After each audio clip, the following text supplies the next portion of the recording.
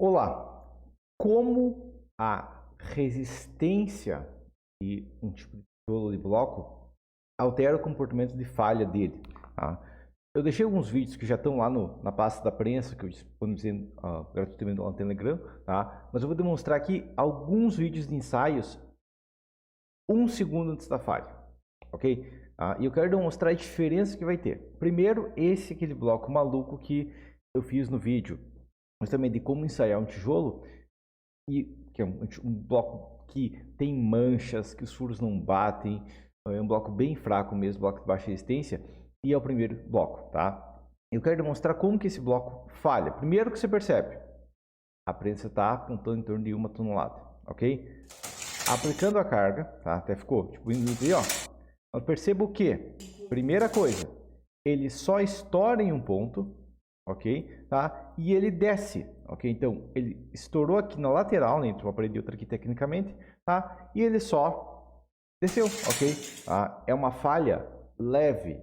Por que isso? Porque a pressão interna ali é baixa e, consequentemente, a falha ali vai ser tipo, só um desmoronamento, ok? Imaginar você pisa num monte de barro, vai só desmoronar, ok? Agora, eu quero demonstrar outra situação.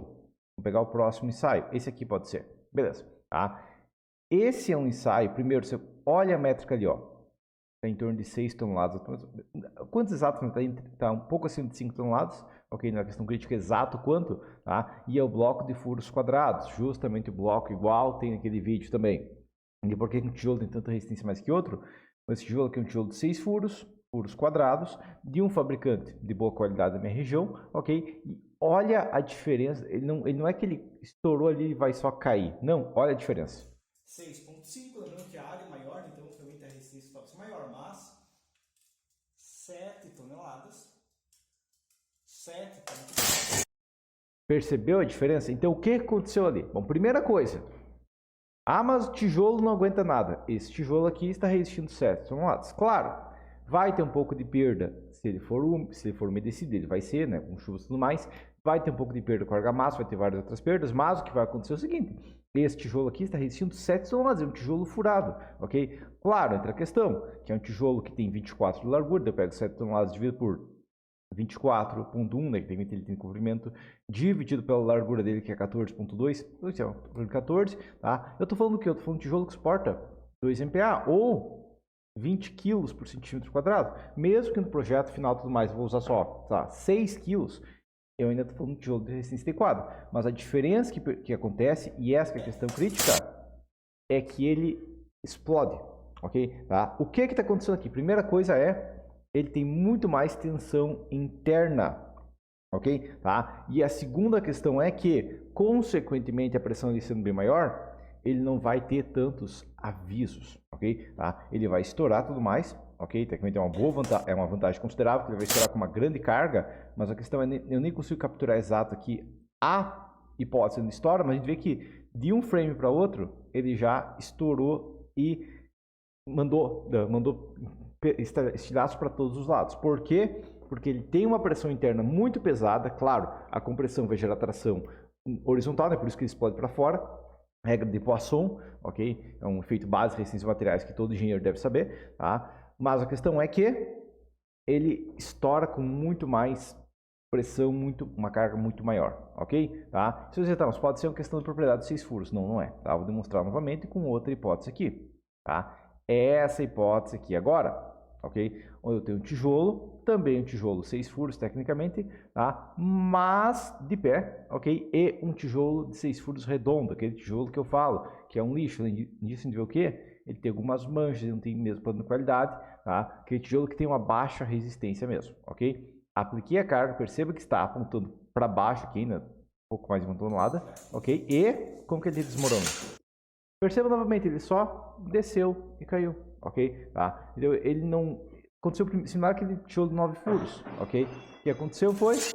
Ele só caiu. Por quê? Porque não tinha pressão interna, ok? Vamos lembrar, a compressão gera tração perpendicular, que é o que faz estourar para o lado, ok? Porque a pressão está acumulada ali, tá? Efeito Poisson, quando comprime no eixo, traciona perpendicularmente, ok? Mas a questão crítica é o quê?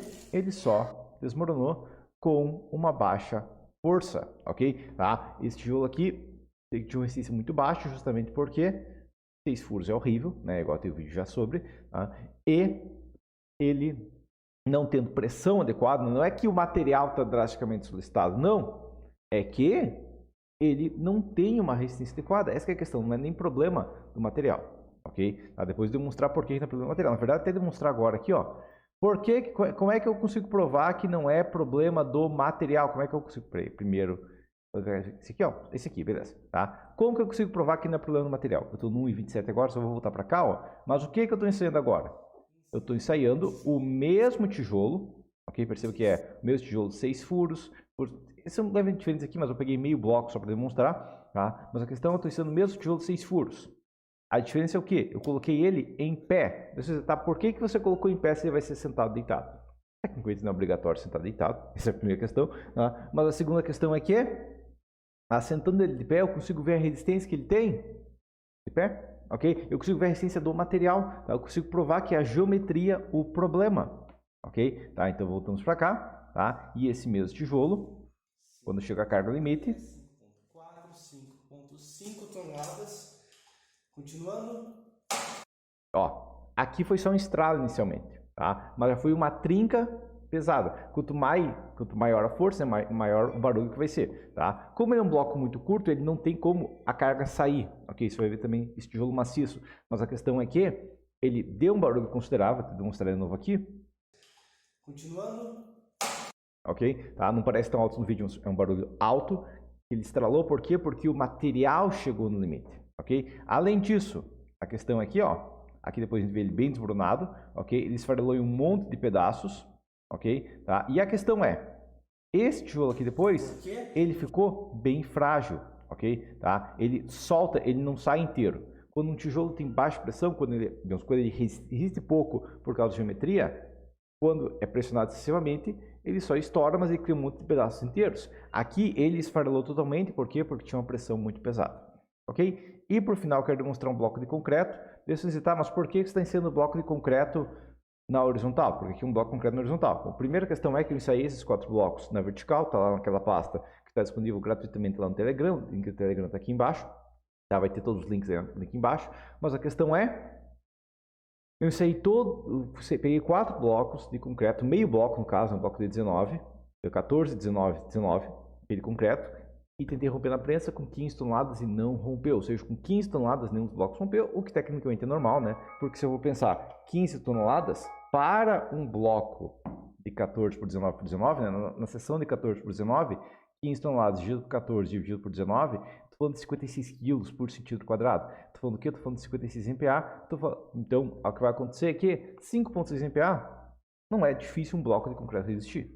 Tá? Qualquer controle de qualidade adequado já permite 6, 8 MPa tranquilamente. Tá? E dependendo do caso, claro, existem blocos aí de mais de 12 MPa. Mais de 20 até, dependendo do caso. Só, claro, se é um bloco muito mais pesado, tudo mais não compensa. A questão é, perceba que ele está em torno de 10 toneladas atualmente. Ok? Tá? Um pouquinho menos de 10 toneladas ali. Apliquei a pressão, inclusive chega em 10 toneladas. E novamente, o que a gente percebe aqui, tá? A primeira coisa que percebe aqui, deixa eu pegar o frame exato aqui, ok, mas a questão é, assim que a pressão chega no ponto específico, ele explode, ele estoura, geralmente ele gera uma carga, ele estava com uma carga muito considerável ali, tá? Ele tinha uma pressão, isso é uma prova, tecnicamente a prensa funciona realmente, não é uma maluquice, não é uma coisa genérica que está medindo. Por quê? Porque a pressão estava ali, ele explodiu tecnicamente. Ok? E essa que é a questão que a gente tem que entender. Quanto mais resistente o material, mais ele explode, mais ele deforma excessivamente. Não é no nosso caso, que a gente está falando de todos os materiais com alta resistência à compressão e com baixa resistência à tração, ou seja, que trabalham no regime elástico puramente, no caso, né, tanto da alvenaria quanto do concreto, sem armadura, eles trabalham no regime elástico totalmente. Ok? Ou seja, assim que ocorrer uma pequena tração, eles rompem. Ok? Claro, uma parede como um todo, um pilar, tudo mais, a gente vai trabalhar na prática com armadura, né? Mas a questão é, eles vão romper bruscamente se não tiver nenhuma armadura, tá? O que isso aqui vai ser importante na prática? Bom, isso aqui tecnicamente vai entrar com uma regra do vidro. Aqui você vai dizer, tá, vidro é um material bem fraco porque ele rompe excessivamente. A resposta é não, tá? Olha um guarda-corpo de vidro, olha uma janela de vidro, tudo mais, você vai ver vidros extremamente finos. Por quê? Porque o vidro tem uma resistência absurda. Não é que ele é fraco, ele tem uma resistência absurda. ok? A questão é que, conforme aumenta a resistência do material, a gente aumenta o módulo de velocidade também, e como o vidro geralmente não é armado, o que vai acontecer, o quê? Que assim que ele chega na tensão limite, ele rompe, ok? Essa é uma questão e um problema que a gente vai ter num material que está puramente trabalhando em regime elástico e não tem uma adição de nenhuma armadura que suporte efeitos de tração, ok? Tá? E é por isso que, dependendo do normativo, claro, não é o nosso normativo, nossa norma não tem diferença nenhuma para alvenaria armada não armada, mas tem normativos onde apenas por você colocar uma armadura mínima, por exemplo, uma parede, já vai aumentar a resistência dela em 50% até 100%, dependendo do normativo. Ok? Principalmente risco de terremoto mais pesado, já existe normativa que, se não colocar armadura, dobra o coeficiente de segurança. Tá? A gente tem isso nas nossas normas. Okay? No caso, por exemplo, da nossa norma de concreto armado, uma laje vai ganhar 20% da resistência só por ter armadura mínima. Okay? Tá? No cisalhamento, no caso, ela ganha 20% só por ter armadura mínima. Okay? Comparado a uma peça sem armadura, é 20% a mais, mesmo que a armadura seja mínima. Por quê? Porque ela evita qualquer efeito de tração perpendicular, que é o nosso efeito de Poisson, e ela evita tração ruptura do nada, ok? E até distribui melhor as tensões, beleza? Tá? Questão crítica é o seguinte: mesmo que você olhe um ensaio e você não consiga ver quantas toneladas foi, você consegue ter uma boa estimativa se o material foi adequadamente solicitado ou não pela deformação horizontal. É por isso que muitas vezes, quando vai ensaiar um tijolo, não é usado óculos de proteção, mas quando vai ensaiar um concreto, já é utilizado óculos de proteção como padrão e um concreto de alta resistência mais ainda. Por quê? Porque quanto maior a pressão aplicada, mais vai explodir, porque tem mais tensão interna, beleza? Tá? E sim, esse é o efeito de Poisson, tecnicamente, né? Que é o que? Comprimir um eixo, a peça vai tentar tracionar no outro eixo, ok? Ela vai tracionar no outro eixo, né? Porque ela vai alargar no eixo, para alargar tem que tracionar, tá? E, consequentemente, depois ela explode para fora, ela não implode, por exemplo, ela explode para fora justamente porque a pressão está forçando, a compressão está forçando tração e, mal bem, é o que faz explodir, beleza? Mas, por enquanto, é isso.